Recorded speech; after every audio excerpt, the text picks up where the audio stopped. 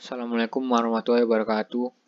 Perkenalkan, nama saya Davarian Aldino dengan nomor induk 2105 120 4001. Sini saya akan menjelaskan standarisasi jaringan komputer. Standarisasi jaringan komputer dibagi menjadi dua, yaitu OSI model dan TCP. Sini kita akan menjelaskan apa itu OSI model, kemudian 7 OSI layer, kemudian standarisasi jaringan TCP, dan manfaat standarisasi jaringan.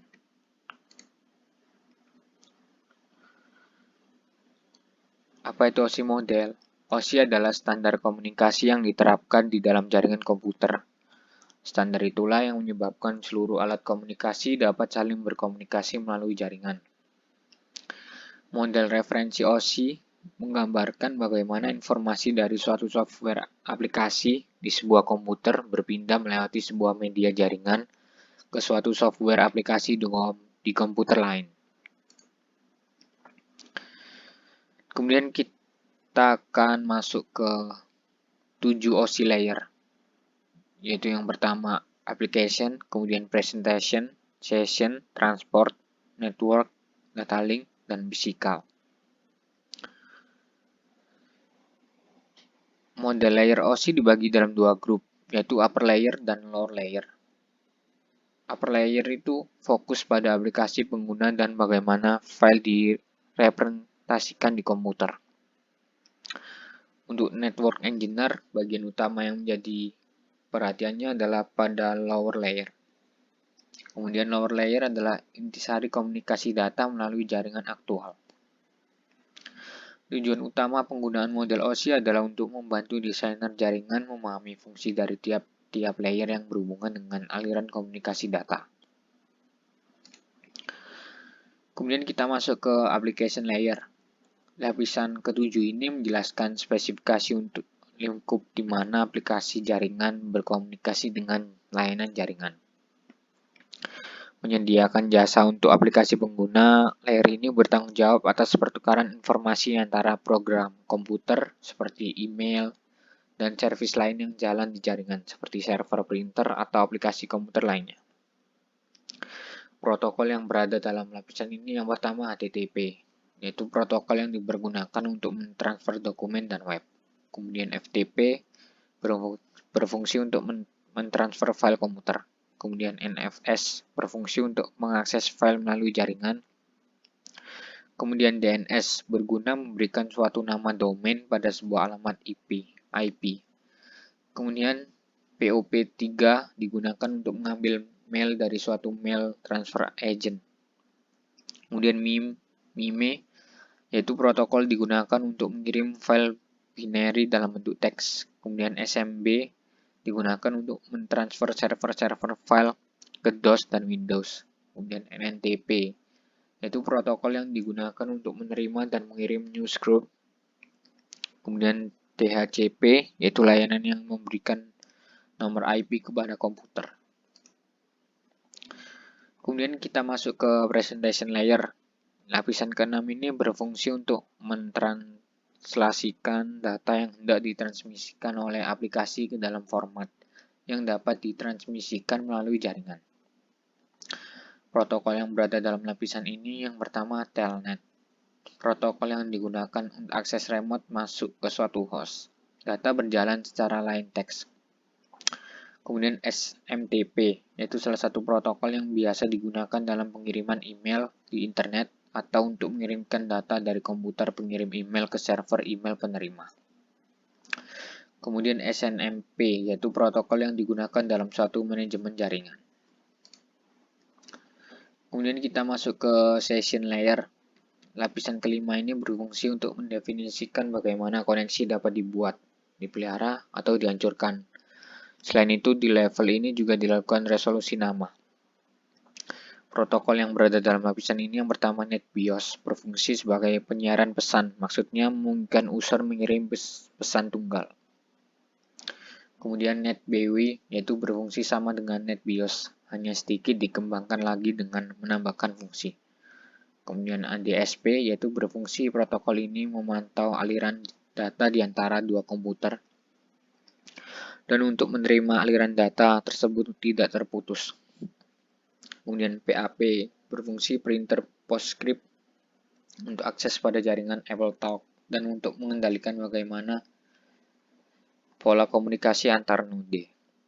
Kemudian SPDU berfungsi mendukung hubungan antara dua session service user. Kemudian kita masuk ke transport layer.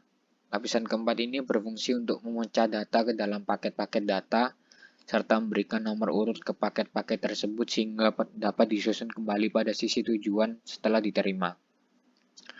Protokol yang berada dalam lapisan ini yaitu TCP, yaitu protokol yang menyediakan layanan penuh lapisan transport untuk aplikasi. Kemudian UDP, itu protokol connectionless dan proses to proses yang hanya menambahkan alamat port, checksum error control, dan panjang informasi data pada layer di atasnya.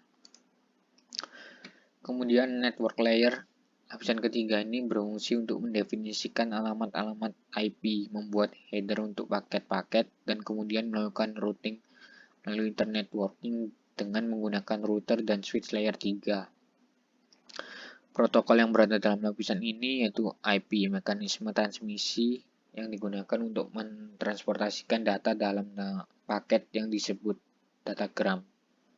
Kemudian ARP, yaitu protokol yang digunakan untuk mengetahui alamat IP berdasarkan alamat fisik dari sebuah komputer. Kemudian RARP, yaitu protokol yang digunakan untuk mengetahui alamat fisik melalui IP dan komputer. Kemudian ICMP, yaitu mekanisme yang digunakan oleh sejumlah host untuk mengirim notifikasi datagram yang mengalami masalah pada hostnya. Kemudian IGMP, yaitu protokol untuk memberi fasilitas message yang simultan kepada grup penerima. Kemudian data link layer, lapisan kedua ini berfungsi untuk menentukan bagaimana bit-bit data dikelompokkan menjadi format yang disebut sebagai frame. Selain itu, pada level ini terjadi koreksi kesalahan, flow control, pengalamatan, perangkat keras. Kemudian protokol yang terdapat pada lapisan ini yaitu PPP, yaitu protokol yang digunakan untuk point-to-point pada suatu jaringan. Kemudian SLIP, yaitu protokol yang digunakan untuk menyambung serial. Kemudian physical layer, lapisan satu ini berfungsi untuk mendefinisikan media transmisi jaringan, metode pesinyalan, sinkronisasi bit, arsitektur jaringan, seperti halnya internet atau token ring. Kemudian topologi jaringan dan pengabelan. Kemudian kita masuk ke standarisasi jaringan TCP atau IP. TCP atau IP merupakan sekelompok protokol yang mengatur komunikasi data dalam proses tukar-menukar data dari suatu komputer ke komputer lain dalam jaringan internet yang akan memastikan pengiriman data sampai ke alamat yang dituju. Protokol ini tidaklah dapat berdiri sendiri karena memang protokol ini berupa kumpulan protokol SWIFT. Protokol ini juga merupakan protokol yang paling banyak digunakan saat ini. Karena protokol ini mampu bekerja dan diterapkan pada lintas perangkat lunak dalam berbagai sistem operasi. Istilah yang diberikan pada perangkat lunak ini adalah TCP atau IP stack. Kemudian kita masuk ke protokol jaringan TCP atau IP, yaitu terdapat application, transport, internet, dan network access. Kemudian pada protokol aplikasi ini bertanggung jawab untuk menyediakan akses kepada aplikasi terhadap layanan jaringan TCP atau IP. Protokol ini mencakup DHCP, DNS, HTTP, FTP, Telnet, SMTP, SNMP, dan masih banyak protokol lainnya. Kemudian kita masuk ke protokol lapisan antar host, yaitu berguna untuk membuat komunikasi menggunakan sesi koneksi yang bersifat connection oriented atau broadcast yang bersifat connectionless. Protokol dalam lapisan ini adalah TCP dan UDP. Kemudian protokol lapisan internet network, yaitu bertanggung jawab untuk routing dan enkapsulasi paket-paket data jaringan menjadi paket-paket IP. Protokol yang bekerja dalam lapisan ini adalah IP, ARP, ICMP, dan IGMP.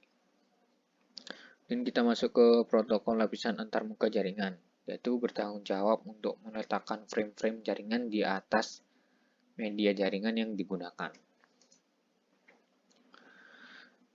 Kemudian kita masuk ke manfaat standarisasi jaringan, yaitu yang pertama untuk dapat digunakan banyak orang, kemudian memudahkan komunikasi satu sama lain, dan memudahkan dalam melakukan pekerjaan.